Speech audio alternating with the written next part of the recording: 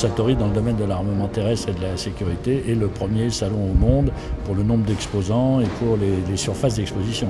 Mais c'est le J4 qui organise Eurosatori à travers sa filiale COGES, dont la vocation est d'organiser Eurosatori et d'aider les entreprises françaises à l'exportation en les aidant à participer au salon étranger.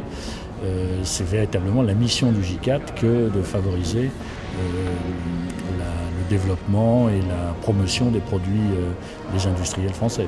Nous attendons 1424 industriels qui s'étaient inscrits pour exposer Eurosatori, ce qui représente une croissance d'un peu plus de 9% par rapport au salon 2010. Nous avons une croissance régulière des Français, des Américains, des Anglais, etc. Mais ça, elle n'est pas surprenante. En revanche, nous voyons plusieurs tendances nouvelles. D'abord, l'arrivée en force que j'appellerais des BRICS, donc un retour de la Russie, qui après un passage à vide dans le domaine des industries de défense est en train de remonter la pente et revient au premier plan avec une forte présence sur tous les salons.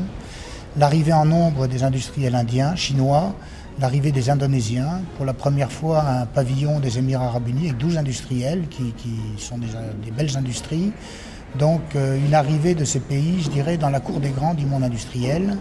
Et puis dernier point, un pays à souligner parce qu'il est impressionnant, c'est la Turquie, qui elle est en forte croissance aussi, mais qui nous amène à la fois des produits de haute technologie, car ils sont arrivés à un niveau technologique quasiment le même que celui des Occidentaux, et à la fois une diversité des produits qui leur fait couvrir tout le spectre du domaine de la défense et de la sécurité. Nous restons vraiment un salon consacré à la défense terrestre, mais il existe un tel continuum aujourd'hui technologique entre la défense et la sécurité.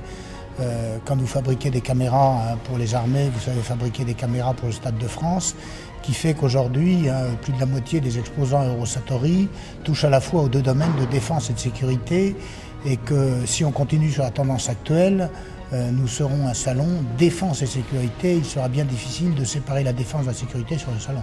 C'est bien connu qu'en période de crise, il faut renforcer la communication et la présence sur le marché.